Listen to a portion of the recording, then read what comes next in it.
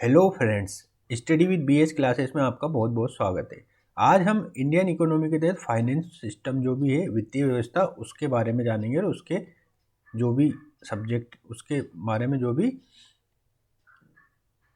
विषय हैं उसके बारे में जानेंगे। तो सबसे पहले देखेंगे वित्त क्या होता है, इसका महत्व जानेंगे और इसके अंग देखेंगे। वित्तीय उपकरण, इसके तहत वित्तीय सेवाएं और वित्तीय बाजार। ठीक है, तो वित्त क्या होता है? मुद्रा के उपयोग के अधिकार को वित्त कहते हैं। वित्त का आधार ब्याज अथवा लाभांश होता है। वित्तीय व्यवस्था बचतकर्ता और निवेशक के मध्य कड़ी है, अर्थात विभिन्न क्षेत्रों को संसाधनों की उपलब्धता सुनिश्चित करने के लिए वित्तीय व्यवस्था का प्रयोग किया जाता है। इस प्रकार ये संसाधनों की गतिशीलता का माध्यम है। संसाधनों की गतिशीलता का माध्यम क्या है? वित्त है। अब वित्तीय बाजार क्या होता है? अर्थव्यवस्था का वो बाजार जहां वित्त का लेन देन आधिक्य वाले क्षेत्र से कमी वाले क्षेत्र की ओर किया जाए तथा लेन देन का मुख्य आधार ब्याज अथवा लाभांश हो, वित्तीय बाजार कहलाता है ना। वित्तीय बाजार के सुचारू रूप से गतिमान बनाने के लिए वित्तीय संस्थाएं, वित्तीय उपकरण और वित्तीय सेवाओं की भूमिका होती है। इस प्रकार यह बाजार संसाधनों की गतिशीलता को प्रभावित करता है। ठीक है, अब वित्तीय बाजार की भूमिका क्या क्या है? संसाधनों की गतिशीलता में सहायक, संसाधन जो भी होते हैं उनको गतिशील बनाए रखता है। बचत को निवेश में परिवर्तित करने में सहायक है ना, बचत को निवेश में परिवर्तित करने में सहायक होता है। देश में बचत प्रवृत्ति को प्रोत्साहित करने में उपयोगी होता है। देश में जो बचत प्रवृत्ति होती है उसे प्रोत्साहित करने में सहायक होता है। उत्पादन और रोजगार में वृद्धि के लिए सहायक होता है। आर्थिक समृद्धि को प्रोत्साहित करता है। तो वित्तीय बाजार एक महत्वपूर्ण भूमिका निभाता है फाइनेंशियल सिस्टम। अब वित्तीय संस्थाएं जैसे बैंक हो गई है ना, बैंक लोन देती है ना, इस तरीके से ये पूरा प्रोसेस इसमें बताया गया है ना। वित्तीय बाजार के प्रकार कौन कौन से होते हैं? वित्तीय बाजार दो प्रकार का होता है, एक तो होता है मुद्रा बाजार और एक होता है पूंजी बाजार। मुद्रा बाजार क्या होता है? अर्थव्यवस्था का वो बाजार जहां वित्त का लेन देन अल्पकालिक अवधि की तरलता आवश्यकताओं को पूरा करने के लिए किया जाता है, मुद्रा बाजार कहलाते हैं ना। अल्पकालिक क्या होता है? अल्पकालिक सामान्यतः 1 वर्ष का कार्यकाल होता है। 1 वर्ष के अंतर्गत जो भी वित्त का लेन देन होता है उसे अल्पकालिक कहते हैं, है ना। और पूंजी बाजार में क्या होता है? पूंजी बाजार में दीर्घकालिक होता है, मतलब 1 वर्ष से अधिक, है ना, 1 वर्ष से अधिक का होता है। देखो ये लिखा यहाँ, पूंजी बाजार क्या होता है? यहाँ वित्त का लेन देन दीर्घकालिक अवधि की तरलता आवश्यकताओं को पूरा करने के लिए किया जाता है ना। जैसे शेयर मार्केट, शेयर बाजार। भारतीय अर्थव्यवस्था में मुद्रा बाजार को 2 रूप में प्रदर्शित करते हैं ना, 2 रूप में। कौन कौन से? संगठित मुद्रा बाजार और असंगठित मुद्रा बाजार। संगठित मुद्रा बाजार क्या होता है? इस बाजार में निश्चित नियम कानून का प्रयोग किया जाता है। यहाँ नियामक की प्रमुख भूमिका होती है, जो रेगुलेटर होता है उसकी बहुत महत्वपूर्ण भूमिका होती है। असंगठित मुद्रा बाजार में क्या होता है? इस बाजार में निश्चित नियमावली का अभाव होता है, अर्थात यहाँ नियामकीय संस्था की भूमिका नहीं होती है। जैसे सेठ जी होते हैं, साहूकार होते हैं, ये लोग। अब हम देखेंगे तरलता। तरलता मतलब लिक्विडिटी। किसी परिसंपत्ति को नकदी में परिवर्तित करने की क्षमता जिसमें न्यूनतम समय तथा न्यूनतम हानि हो, तरलता कहलाती है ना। किसी परिसंपत्ति को नकदी में परिवर्तित करने की क्षमता जिसमें न्यूनतम समय तथा न्यूनतम हानि हो, तरलता कहलाती है। जैसे केस की तरलता सोने से अधिक होती है। ठीक है, क्योंकि केस नकदी में, मतलब केस तो नकदी होता है, इसलिए इसकी तरलता सबसे अधिक होती है। और सोना को सबसे पहले फिर बेचेंगे, फिर नगद आएगा, इस तरीके से इससे मतलब केस की तरलता सबसे ज़्यादा होती है। भारत में संगठित मुद्रा बाजार का नियामक आरबीआई है। कौन है? रिजर्व बैंक ऑफ इंडिया है। अब हम आरबीआई के बारे में पूरी प्रोसेस जानेंगे, इसका इतिहास जानेंगे, संरचना देखेंगे, कार्य देखेंगे और मौद्रिक नीति इसकी क्या है उसके बारे में जानेंगे। पहले क्या थी? ये इंपीरियल बैंक ऑफ इंडिया थी, जो 1921 में बनी थी। इसका क्या कार्य था? मुद्रा जारी करना और बैंकों का नियमन। ठीक है, और इसके 3 जगह शाखाएं थी, मतलब 3 जगह हेडक्वार्टर, 3 जगह इसके कार्यालय थे, कलकत्ता, बम्बई और मद्रास। फिर एक एक्ट आया, रॉयल कमीशन आरबीआई एक्ट, जिसे कमीशन, रॉयल कमीशन भी कहते थे, 1934 में, है ना। और हिल्टन यंग कमीशन की सिफारिशों पर 1 अप्रैल 1935 को इसकी स्थापना की गई। इसके अध्यक्ष कौन हुए? ओसबोर्न स्मिथ, मुख्यालय कलकत्ता में था। ठीक है, फिर 1937 में इसका मुख्यालय मुंबई शिफ्ट कर दिया गया और उसकी पूंजी जब क्या थी? 5 करोड़ थी। पहले इसका वित्तीय वर्ष 1 जुलाई से 30 जून तक होता था। वर्तमान में इसका जो होता है वित्त वर्ष 1 अप्रैल से 30 मार्च होता है। 1 अप्रैल से 30 मार्च इसका वित्त वर्ष होता है आरबीआई का। पहले क्या होता था 30 मार्च, है ना। पहले क्या होता था, पहले 1 जुलाई से 30 जून तक होता था। और इसके अभी वर्तमान आरबीआई के गवर्नर कौन है, शक्तिकांत दास है, ये 25वें नंबर के।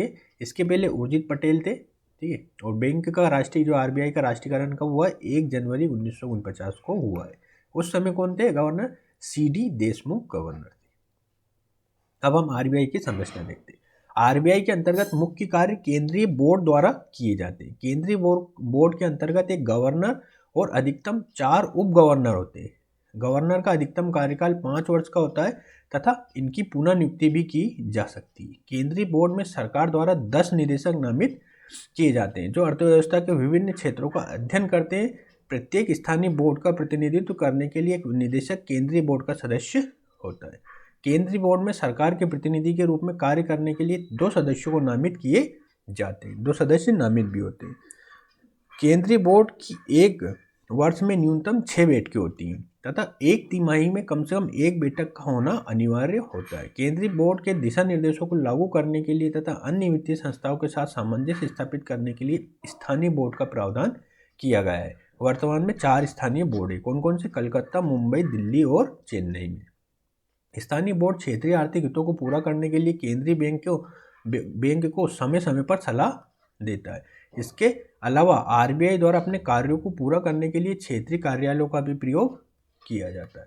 ठीक है, ठीक है। तो अब देखो आरबीआई की संरचना इस तरह से हम देख सकते हैं। एक गवर्नर होता है, 4 डेप्यूटी गवर्नर होते हैं, 10 निदेशक होते हैं, 4 क्षेत्रीय कार्यालयों के निदेशक होते हैं और 2 सदस्य सरकार के होते हैं। ठीक है, तो 4 जगह हेडक्वार्टर होते हैं, दिल्ली, मुंबई, कलकत्ता और चेन्नई। अब आरबीआई के हम कार्य देखते हैं। पहले हम देखेंगे केंद्रीय बैंक के रूप में कार्य, फिर देखेंगे विकासात्मक कार्य। तो केंद्रीय बैंक के रूप में कार्य क्या क्या है, कागजी मुद्रा जारी करती है, न्यूनतम रिजर्व प्रणाली 200 करोड़ की है इसके पास। भारत में बैंकों का नियमन करती है, कौन से एक्ट के तहत, बैंकिंग नियमन एक्ट 1949 के तहत। बैंकों का बैंक कार्य, अर्थात बैंक अपना अतिरिक्त धन आरबीआई के पास संचित कर सकते हैं। आवश्यकता होने पर बैंक आरबीआई से ऋण भी ले सकते हैं। आरबीआई बैंकों को मौद्रिक विषयों पर परामर्श दे सकता है। सरकार का बैंकर होता है ना, केंद्र और राज्य दोनों का। विदेशी विनिमय बाजार का नियमन करता है, नए बैंकों को लाइसेंस प्रदान करता है, अंतर्राष्ट्रीय स्तर पर भारतीय अर्थव्यवस्था का प्रतिनिधित्व करता है ना, मौद्रिक नीति की समीक्षा करता है। तो ये बैंक के कार्य केंद्रीय बैंक के रूप में। अब विकासात्मक कार्य में क्या क्या होगा, भारतीय वित्तीय व्यवस्था को आधुनिकीकरण करना इसका प्रमुख विशेषता होती है। वित्तीय समावेशन को प्रोत्साहित करना इसकी प्रमुख विशेषता होती है। बचत को निवेश में परिवर्तित करने के लिए उपयुक्त वातावरण उपलब्ध कराना इसकी प्रमुख विशेषता होती है। देश में वित्तीय साक्षरता को बढ़ावा देना इसकी प्रमुख विशेषता होती है। ठीक है, मतलब वित्तीय साक्षरता को भी बढ़ावा देता है। अब हम जानेंगे मौद्रिक नीति। मौद्रिक नीति क्या होती है ना, अवधारणा, उद्देश्य, उपकरण, मौद्रिक नीति की क्या क्या सीमाएं हैं और अपडेटेड जो मौद्रिक पॉलिसी कमेटी आई है, मौद्रिक नीति समिति, उसके बारे में जानेंगे। अवधारणा क्या, यह केंद्रीय बैंक की वो नीति है जिसके द्वारा अर्थव्यवस्था में मुद्रा के प्रवाह को नियंत्रित किया जाता है, मौद्रिक नीति कहलाती है। यह नीति तरलता समायोजन में सहायक होती है। मौद्रिक नीति किसी भी देश की समष्टिगत आर्थिक नीति का वो हिस्सा है जो ब्याज दर, साख, मुद्रास्फीति दर को नियंत्रित करते हुए अर्थव्यवस्था में मुद्रा आपूर्ति के आकार को नियंत्रित करती है। इस नीति के माध्यम से केंद्रीय बैंक सरकार की राजकोषीय नीति के साथ तालमेल बनाकर आर्थिक समृद्धि दर को बढ़ाने का प्रयास करता है। यह नीति अर्थव्यवस्था में आर्थिक विकास के लिए केंद्रीय बैंक द्वारा किए जा रहे प्रयासों को प्रदर्शित करती है। मौद्रिक नीति का उद्देश्य क्या है, अर्थव्यवस्था में मुद्रा की तरलता को नियंत्रित करना, कीमत स्थिरता, विनिमय स्थिरता और आर्थिक संतुलन को बनाए रखना, मुद्रास्फीति और आर्थिक समृद्धि दर के मध्य सामंजस्य स्थापित करना, औद्योगिक उत्पादन को प्रोत्साहित करना, नियंत्रित प्रसार की नीति को लागू करना। मौद्रिक नीति 2 प्रकार की हो सकती है, एक होती है कठोर मौद्रिक नीति और एक होती है सस्ती मौद्रिक नीति, है ना, लिबरल मौद्रिक नीति। इसके अंतर्गत क्या होता है, कठोर, है ना, टाइटनिंग मौद्रिक नीति बोलते हैं इसको। इसके अंतर्गत आरबीआई द्वारा ब्याज दरों में वृद्धि करके तरलता को कम करने का प्रयास किया जाता है। परिणाम स्वरूप समग्र मांग में कमी आती है और मुद्रास्फीति पर नियंत्रण किया जा सकता है। कठोर मौद्रिक नीति का आर्थिक समृद्धि दर पर विपरीत प्रभाव हो सकता है क्योंकि तरलता में कमी से औद्योगिक उत्पादन हतोत्साहित होता है ना।